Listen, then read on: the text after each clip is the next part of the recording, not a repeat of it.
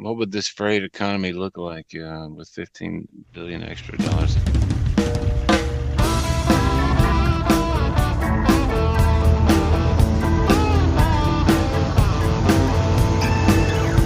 Bit of a thought experiment there around the headline-grabbing number of dollars the American Transportation Research Institute estimated trucking writ large lost to detention at shippers and receivers in 2023.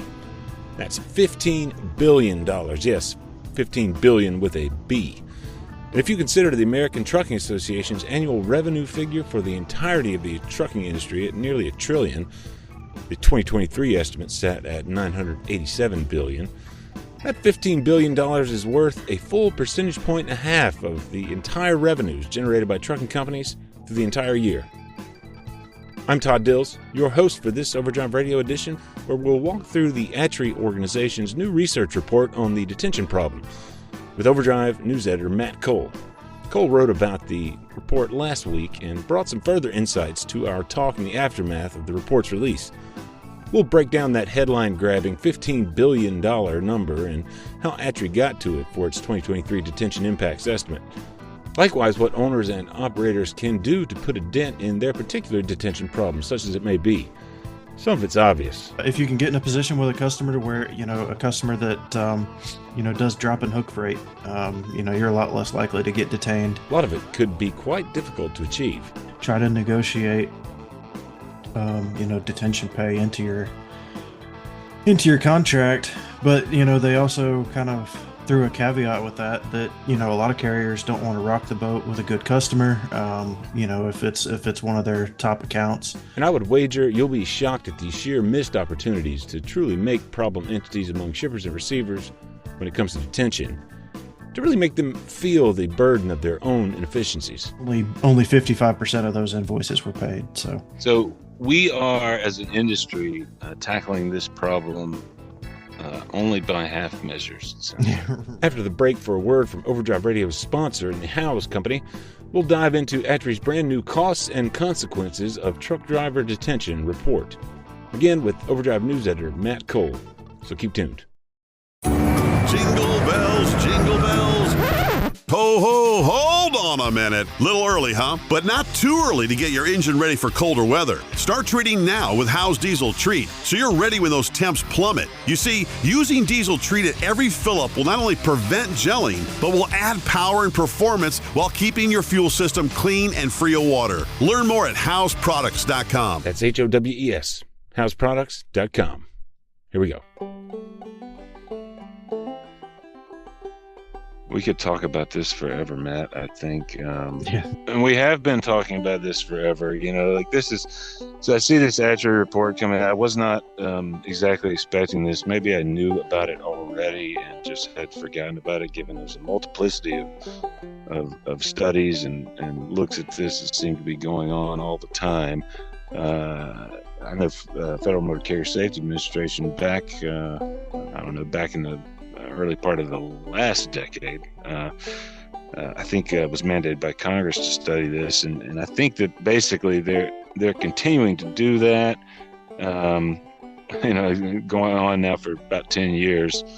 Give us a little context for where this new ATRI report comes in, and, what's going on around detention, just from an analysis and attention aspect, because it's always an issue that really gets under the skin of owner operators when they have to deal with it, of course. But this kind of high level, very close attention from regulators and other organizations that study and attempt to quantify this is, I think, another way to just kind of put more attention on the problem, I guess. Back in, a decade ago, I know there was a study, FMCSA may have been involved in it, but it came out from Virginia Tech's Transportation Institute. Yeah. I think that was kind of the first deep dive into detention. There was another study in 2018.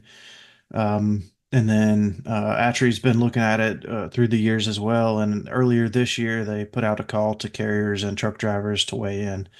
And that's where this most recent report came from. Of course, last summer, it's been right out a year now, FMCSA signaled their intent to open up a new study on their end to look at detention impacts on safety and operations. And they've got another study going on that looks at driver compensation that I think they're going to try to tie those two different studies in together at some point. Yeah, FMCSA had that comment period open for 60 days late last summer.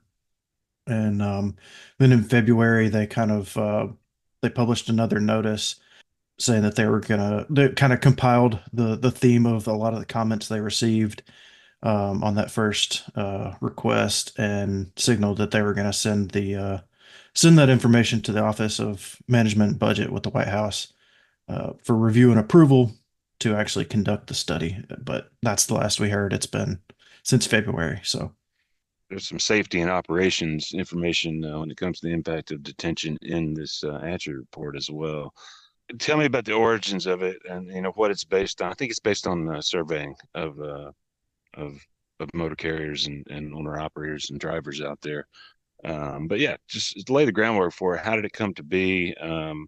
every year, their research advisory committee lays out some key priorities for each year, and detention was one of those for this year. So they got the surveys going pretty early in the year, reaching out to carriers, truck drivers, owner operators, kind of the full spectrum there, and just ask people to weigh in on so they could try to quantify the costs of detention in terms of lost productivity, driver income, carrier revenue, different costs. It's a big headline number on the costs, right? Like, I mean, I don't think we've seen something quite like that, but it is certainly attention grabbing, right? What was that number? $15 billion was the grand total. Annually, 11.6 right? of that was actual lost productivity, and then 3.6 was more hard cost of unreimbursed expenses where customers had or where carriers had charged customers, sent them an invoice, but were never paid on it. So It kind of boggles the mind, right? You start to think of ways to break that down. Like, okay, wait, how many trucks on the road today? Let's divide 15 billion by 3 million. So what did we get? Like it's $1,000 a truck or something like that. Yeah. Anyway, my math is probably off there, but Indeed, on that math, try $5,000 a truck there. As Cole noted, most of that in lost opportunity to haul or lost productivity, as he put it. they get to that in a variety of ways. Talk to me about some of the sort of the key findings, some of the statistics that they break down in the report. well, I think they come to the cost number. The big figure they use is their own operational cost of trucking report, which kind of lays out an average how much it costs to operate a truck. And so that's how they came up with the dollar figures there. But as far as actual time lost, the industry as a whole lost 135 million hours in 2023. So obviously a huge number. Is that all time spent at loading docks and or at shipper locations, or are they calculating that only after the 2 hours? That often detail that a little bit for me because just trying to get a sense of what figures they use, what the definition of detention they used, I guess, or dwell time is sometimes called. Yeah, they used both in the report. Okay. They looked at total dwell time and then for actual detention time, they used the general 2 hours. Over Okay. 2 hours at a facility. So yeah, one thing may be surprising to some of the owner operators out there, may not be, but they looked at previous detention studies and compared to what they found for 2023, the frequency of detention is actually going down, and the time detained is going Okay. down over the last decade. So some good news there. Um, they did look at the 0 to 2 hours, which often people don't charge for, but that's still time that you're sitting at a facility. Um, the frequency and the time in that range has gone up as the 2+ hours has gone down. So that's some good Gotcha. news there, Yeah. I would imagine.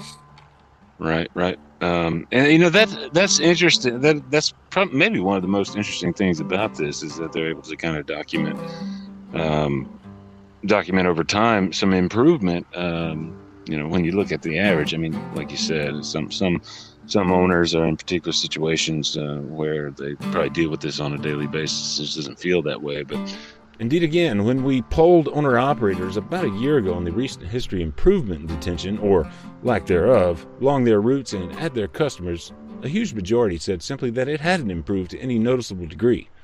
40%, in fact, said it had gotten actually worse for them.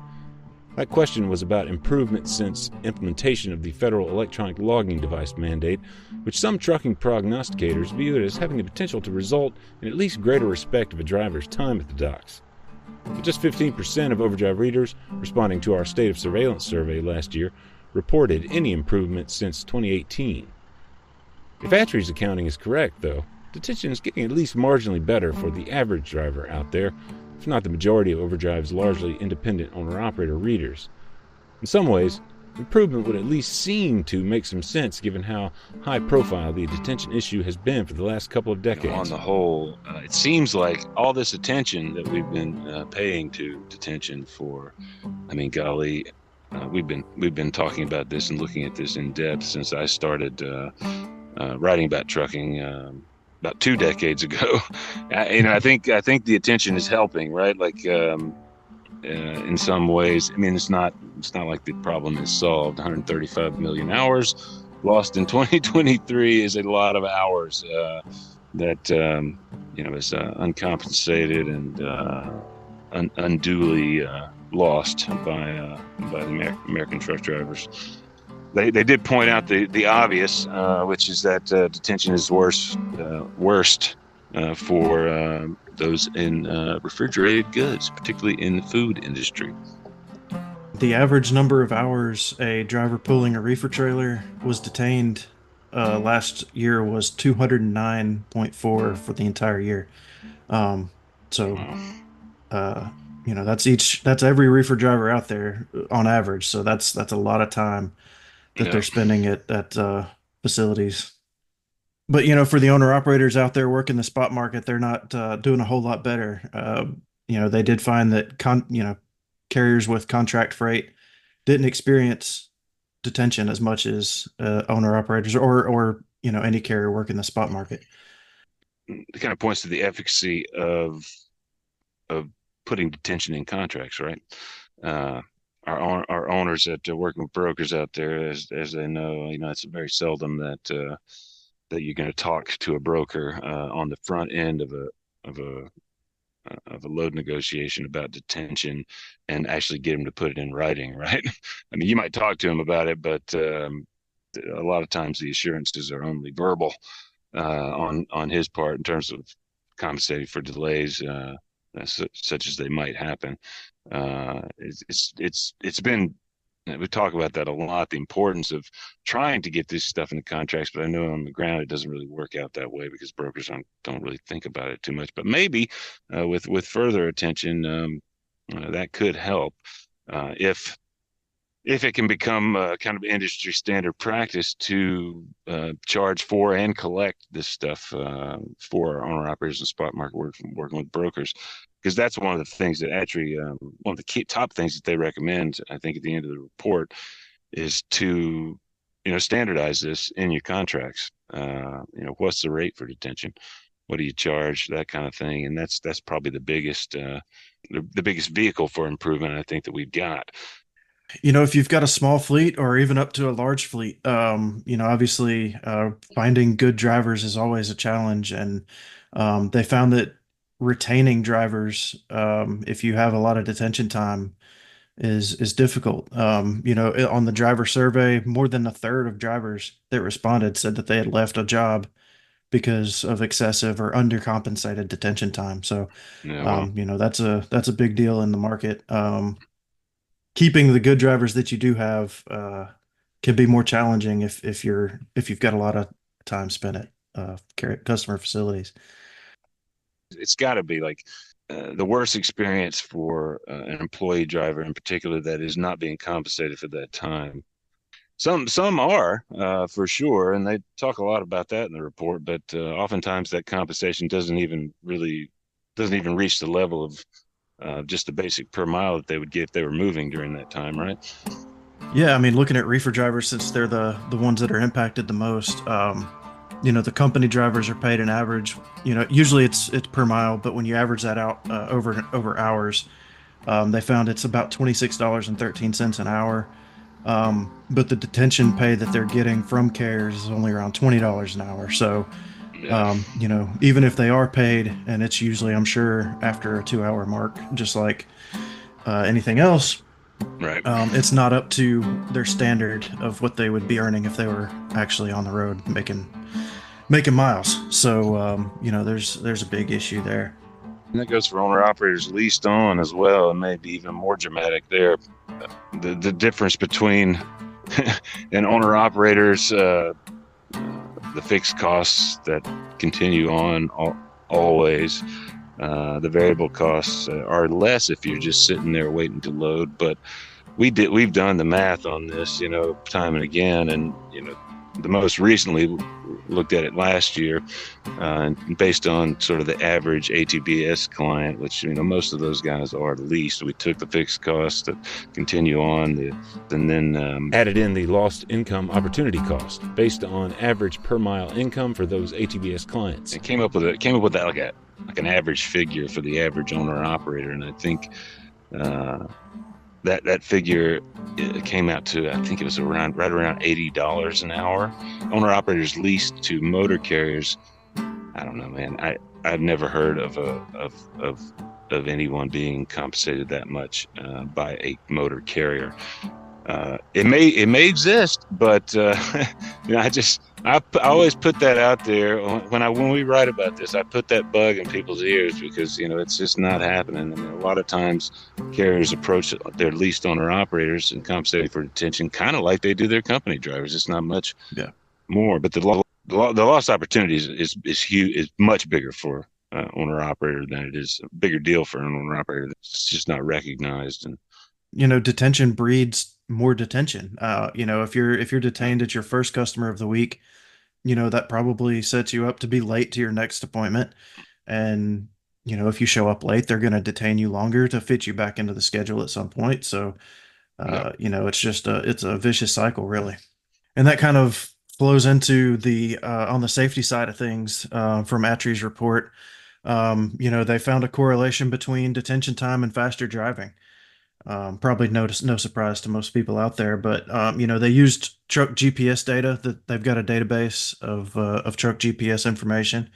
Probably comes from a lot of large fleets. I'm gonna guess. Yeah, I would assume so. Yeah.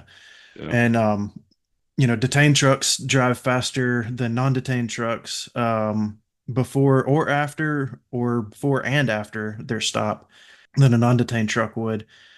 The reasons for before they gave were either familiarity with a customer already. They know that, if they're going to this place, they're probably going to get detained anyway. Or like we were just talking about, if they were detained at a previous stop, then, in the 24 hours before their next stop, they're trying to make up that lost time. Makes sense. And I mean, greater speed doesn't necessarily equate to detriment to safety, but it's certainly, the faster you're going, the more severe any collision is going to be, for sure, right? Yeah. And obviously you can't control people around you, and if you get involved in something, it's going to be, you're going faster, it's going to be that much worse. So, I mean, safety wise, I mean, that is a detriment. That could be a detriment. I suspect FMCSA is going to look at that in their current, look at those kinds of things anyway in their current study. I would imagine so. They're gonna, the study that they've requested approval for, they're looking to talk to carriers and drivers, and the value of these ATRI reports, though. I know, I feel like FMCSA probably values the information that comes out in these. Right, they pay attention to it. Yeah, for sure. It's a good supplement in addition to their own research that they can use. So. FMCSA has continued to look at this for so many years. Most of the owners that I have talked to about this over the years um, don't necessarily feel like they want a regulatory solution to this problem necessarily. I think back to Obama administration prior to what became the FAST Act, which finally became law in late 2015. They released a draft highway bill that included a requirement to pay employee drivers at least minimum wage for all time, regardless all time, regardless of whether they're moving or not. So which was a way to basically address the detention complaints of that time period. That of course that's I don't know what's minimum wage today, Matt. Lots of states have minimum wage rates higher than the federal one, but the federal minimum is a paltry $7.25 an hour today. When they sort of proposed this idea, it was like every owner-operator out there is like, don't do that. I mean, that sets like a floor, and guess what they're going to pay? They're going to pay the minimum wage. They're not going to pay the $20 an hour they pay now after 2 hours, and they get anyway. But there was a lot of sort of pushback against that because it didn't even attempt, because they feel like they don't have any authority over shippers and receivers out there who are the sort of responsible parties for the detention problems in a lot of cases anyway. Yeah. But it did at least serve to put some more attention on the problem. But what I was getting at was like FMCSA's attention to this. Like, does this ATRI report get into any kind of like, is there a regulatory solution to this issue, or is it just I don't know that they bring that up in the report, do they?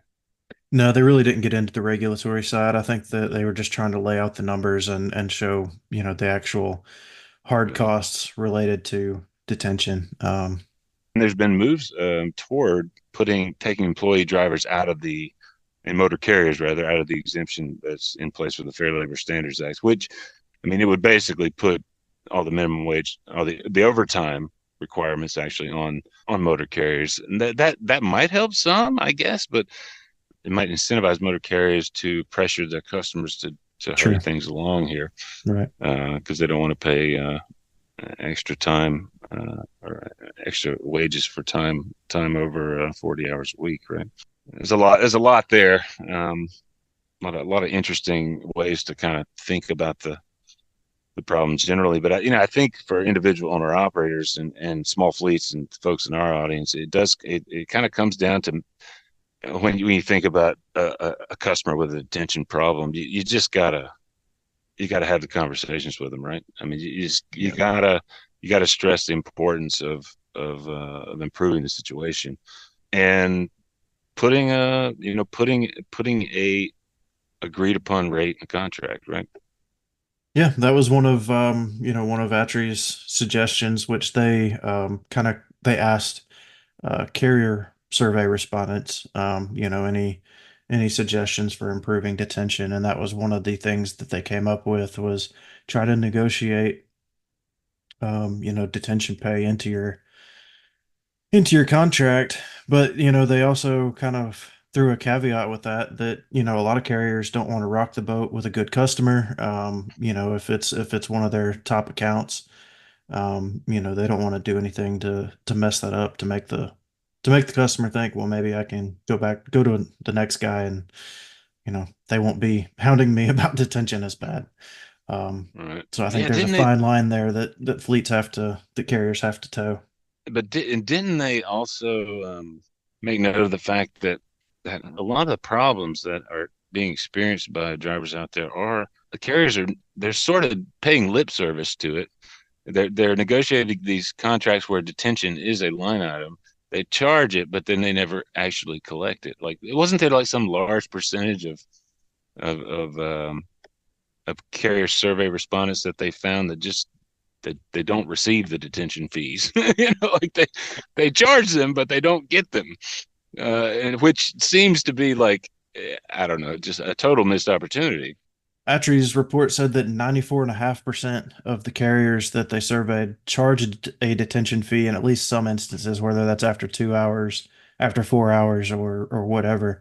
But there, a lot of times those invoices aren't being paid by the customers. So I think their overall numbers, carriers billed for 75% of all detention, 0 hour, no time to any time basically. Right. And only 55% of those invoices were paid. So yeah, so like paid in only half of the time. So we are, as an industry, tackling this problem only by half measures. It sounds yeah, like. right. 55% of the time. Only in 55% of the instances of detention are the shippers made to actually feel it, and or receivers, I should say, made to actually feel it.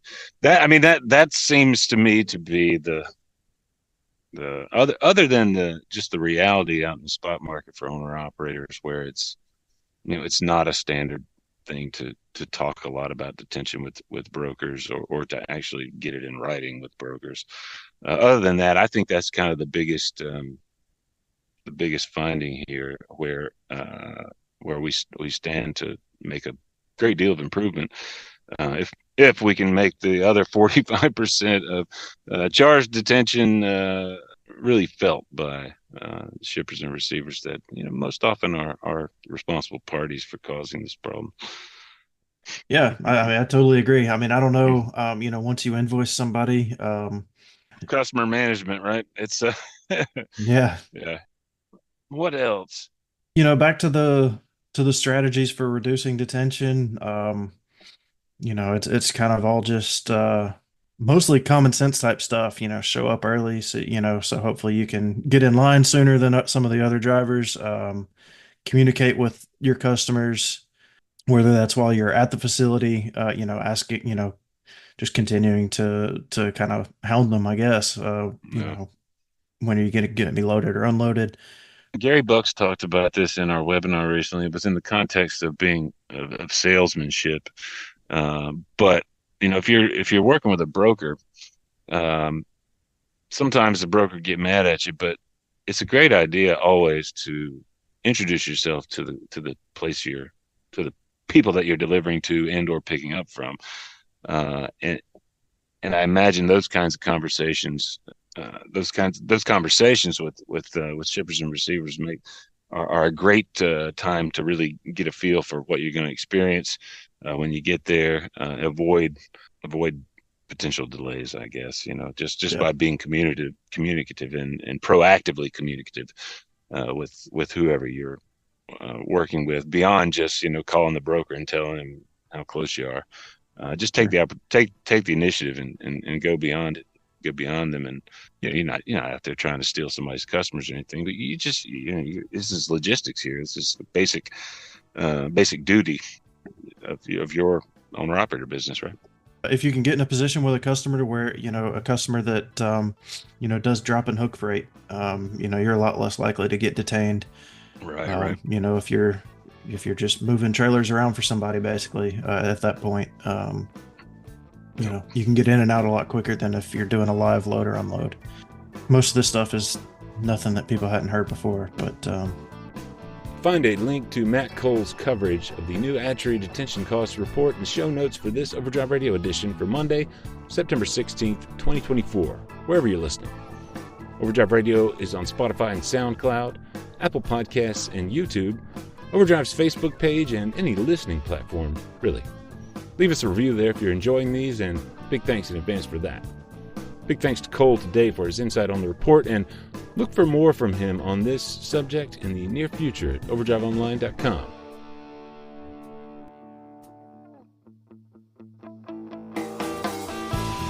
Overdrive Radio is a production of Overdrive, the voice of the American trucker. It's edited and produced by me, Todd Dills, with the acoustic guitar and other support of trucker songwriter Long Haul Paul Marhofer. The theme is Legend of the Snake Man by Marhofer, featuring the guitar work of Travis, Snake Man himself, Whammick. Terry Two Socks Richardson on bass, keys by Tishmingo Jim Whitehead, and on drums, Andrew Marshall. The podcast is backed up further by Overdrive's own social media coordinator, Jasmine Campbell, news editor Matt Cole, who we heard from today, of course, executive editor Alex Lockie, video editors Lawson Rudisell and Andrew Glenn. See you next time.